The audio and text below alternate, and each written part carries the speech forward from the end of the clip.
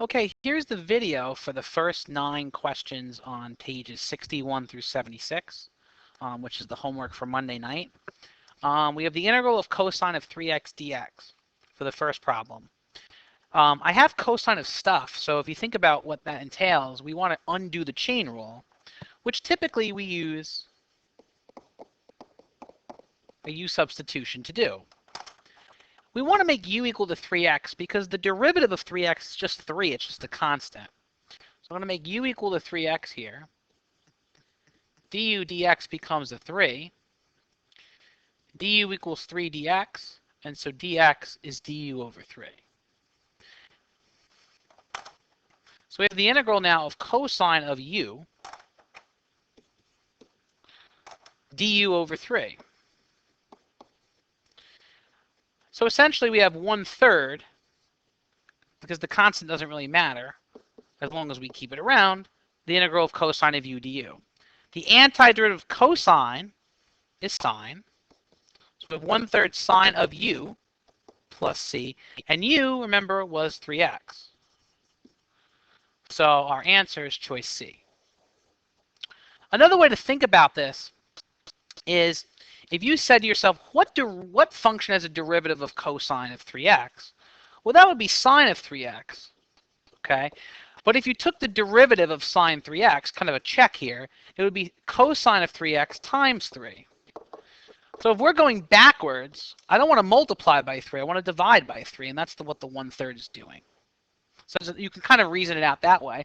Another way to approach this question is to take the antiderivatives, or sorry, to take the derivatives, rather, of the choices that you have. All right. Number 2, we have a limit as x approaches 0. Anytime I give you a number with a limit, the first thing you want to do is plug that in. So if I take 0 and plug it in, I would get 2 times 0 to the 6th plus 6 times 0 cubed over 4 times 0 to the 5th plus 3 times 0 cubed. I would get 0 over 0.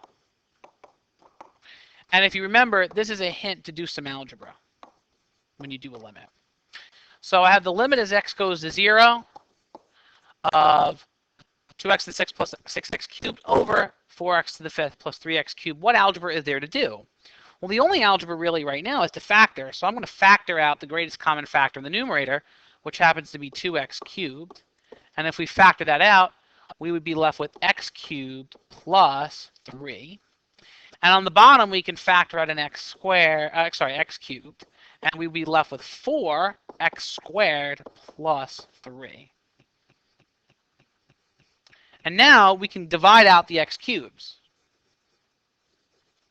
So I'd be left with the limit as x goes to 0 of 2 times x cubed plus 3 over 4x squared plus 3. And now if you plug in 0, we would get 2 times 0 plus 3 over 4 times 0 plus 3, which is really 6 divided by 3, which is 2.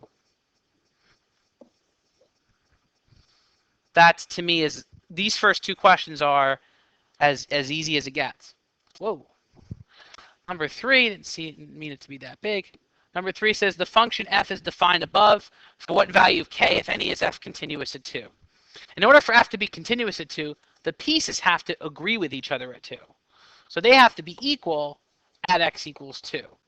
So when I plug in here, so what we have to have is x squared minus 3x plus 9 to be equal to kx plus 1 when x is equal to 2.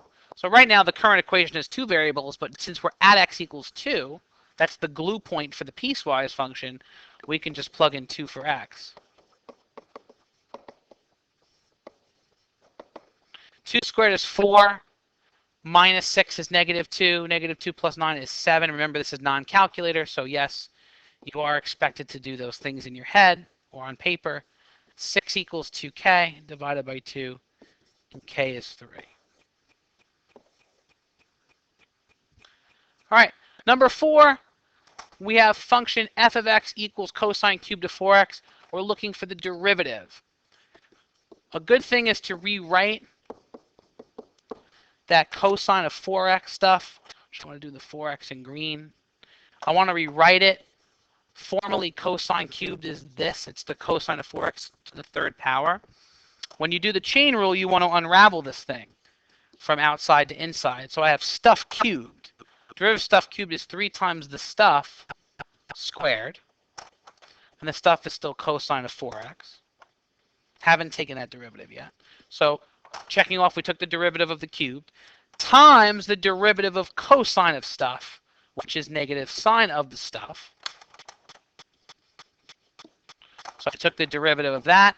And now I have to take the derivative of the 4x, which is 4. And now we've unraveled all the different pieces. Simplifying this a little nicer, I have a 3 times technically a negative 1 times a 4.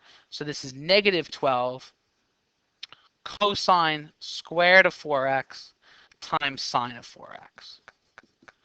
So this is choice B. And notice they pretty much get you on every little thing. If you forgot the negative when you took the derivative of cosine, which is negative sine, they're going to get you because you're going to choose choice D. If you forgot the times 4, they're going to get you on the 3 here. So they're going to get you every way they can on this type of question. And this is something we've done over and over again. You got to know how to do it. All right, number 5 says the function given by f of x equals that has a relative minimum at x equals. Minimums and maximums. Well, what's the procedure? First thing is I have to take the derivative. That's 6x squared minus 9x. Sorry. 6x squared minus 6x minus 12. Then I need to set that equal to 0. This requires some factoring. So if I factor out the 6, I'll be left with x squared minus x minus 2 equal to 0. Then I can factor the trinomial that's left over and get x minus, what do we get here? X minus 2 and x plus 1. The 6 doesn't matter. I can throw it away. X minus 2 equals 0 produces a root of 2. X plus 1 equals 0 produces a root of negative 1. So those are the only places you could have mins or maxes. So boop, boop, and boop, gone. Now we're going to figure out where the mins and maxes occur. This is where the number line is helpful. So I would like to put negative 1 and 2 on the number line and also decide, well, I have, here's my derivative in factored form. It's the 6 times x minus 2 times x plus 1. Keep the 6 because when you make your sign chart, say it were a negative 6, that would change all of the signs. So you want to make sure your sign chart, you keep the 6 because otherwise your derivative would change its signs. Anyway, the 6 is always positive. If I'm choosing a number on the interval to the left of negative 1, I'll choose negative 2. Negative 2 minus 2 is negative, and negative 2 plus 1 is also negative. A positive times a negative is a positive. Now if I'm in the interval, say I'm in between negative 1 and 2, I'll choose 0. The 6 is always positive. 0 minus 2 is negative. 0 plus 1 is positive. So now I have a positive times a positive, which is negative. And the 6 is always positive again, so I'm choosing a number to the left, to the right of 2, say 3. 3 minus 2 is 1, which is positive. 3 plus 1 is 4, which is positive. Positive times a positive is a positive. This is f prime. This predicts or tells us the behavior of f as follows. If f prime is positive, that means the function's increasing, then decreasing, then increasing. We want a minimum. That's going to happen at 2. Choice C. Number 6 says let f be the function given by, whoopsie, sorry. Let f be the function given by f of x is that function. Which of the following is the equation for the line tangent to the graph where x equals 1? So tangent line equation, you got to know this off the top of your head. Y minus y1 equals m times x minus x1. So what do we need to know? Well, we need to fill in the x1, the y1, and the m. So the x1 is easy. The x1 is just 1. The y1 we have to find. The y1 is going to be gotten by the function. So f of 1 is 2 times 1 minus 1 to the 5th times 1 plus 1. 2 times 1 is 2 minus 1 is 1. 1 to the 5th is 1. 1 plus 1 is 2. 1 times 2 is 2. So now we have our y1, which is 2. And m is gotten by the derivative. So if f of x is 2x minus 1 to the 5th times x plus 1, I need to figure out what f prime is. This is a product, so I want to use the product rule. So I'll do my 2x minus 1 to the fifth and my x plus 1, and I'll do their derivatives. The derivative of 2x minus 1 to the fifth, we're going to use the chain rule for. So we have stuff to the fifth. The derivative of stuff to the fifth is 5 times the stuff to the fourth times the derivative of the stuff, which is just 2. The derivative of x plus 1 is easy. That's 1. So now we're going to combine this into a rule for f prime. F prime of x, if you remember, you just crisscross this. So we have 2x plus 1, sorry, 2x minus 1. 2x minus 1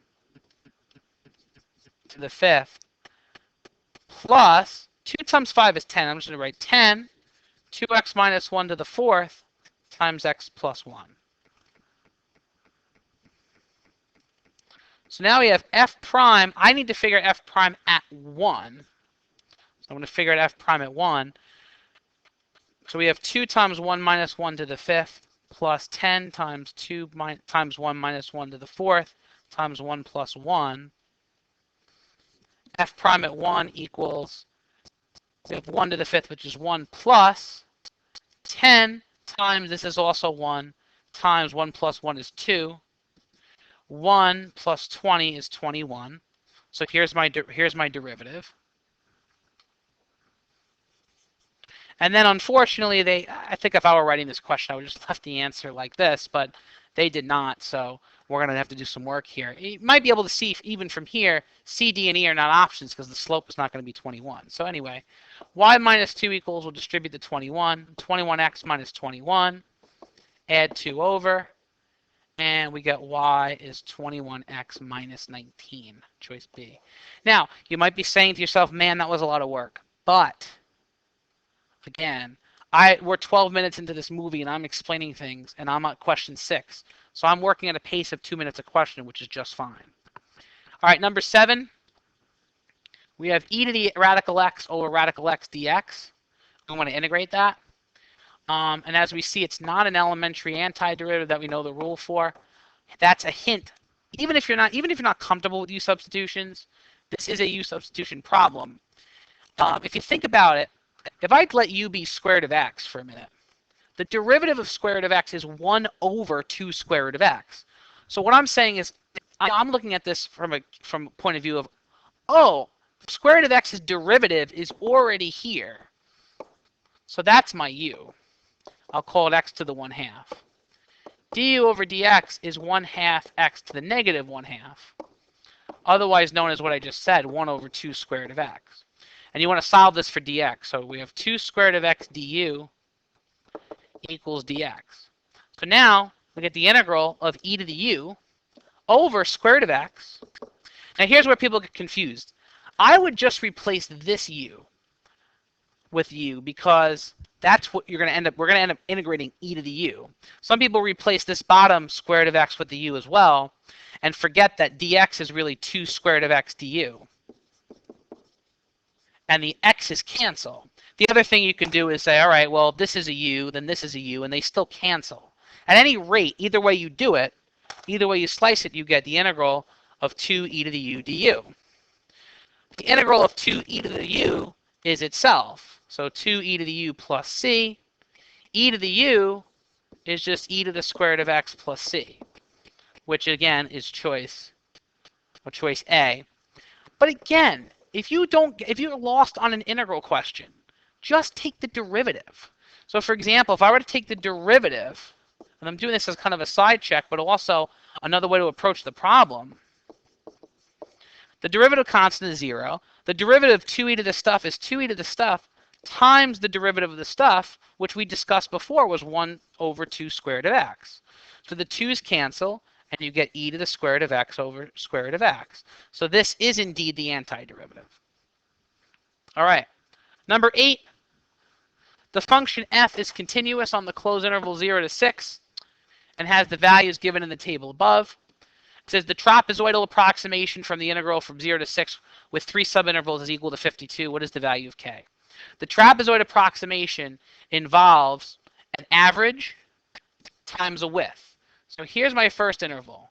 0 to 2 is 2. That's my width. And I want to take the average of the y values. Let me actually just keep it. I'll keep this color coded and do this in red. Okay? So 4 plus k over 2 times 2. Plus my new interval, 2 to 4, is also a length of 2. And my average of my y values now is k plus 8 over 2. And now my new interval is from 4 to 6, which also has a length of 2, or a width of 2, however you want to look at it. And I'm averaging 8 and 12. And here is the trapezoidal approximation. And we want this thing, I made it a little too big. Whoa, whoopsie, sorry. I made it a little too big. We want this thing to equal 52. Okay, I want to move everything over here so I can put in the 52. So nice the smartboard is to do these things when you don't do it so well the first time here. This equals 52. Now what's so nice about this is if you notice, I'm dividing by 2 and multiplying by 2. These cancel. So we get a nice, very easy thing to deal with here. So we get 4 plus k plus 8 plus 8 plus 12 is 20 equals 52. I would get 2k plus 32 equals 52. Subtract 32. 2k is 20 divided by 2, and k is 10. Choice D. All right, and number 9, our favorite question. A particle moves along the x-axis. So at any time t equals 0, its velocity is this function. It says that the particle is at position 7 at time equals 1. What is the position of the particle at time equals 2? A lot of you do it this way. You say, all right, I will integrate, I'll take an indefinite integral, the antiderivative v of t, and this will give me the position function at least by a constant. So the antiderivative 4 is 4t. Antiderivative 6t squared is 6t cubed over 3 plus the constant. This just becomes a 2. So here's my position function. Okay, this is position, x of t. I need to now find the constant. So x of t is 4t minus 2t cubed plus c. They gave me this information. They said when time is 1, your answer should be 7. So we have 4 minus 2 plus c is 7. 4 minus 2 is 2. So c is 5. So now I know x of t is 4t minus 2t cubed plus 5. And now I can go figure out x of 2, which is 4 times 2 minus 2 times 2 cubed plus 5. A little bit of arithmetic here. 8. 2 cubed is 16 times, sorry, 2 cubed is 8 times 2 is 16 plus 5. This looks like it's negative 3. Big common mistake, people forget to find c. And if you forget to find c, you're not going to have 5 here, and your answer is going to be 3. Your answer would be 5 less than the answer we currently have, which you're lucky is not a choice, but it usually is. And that's it.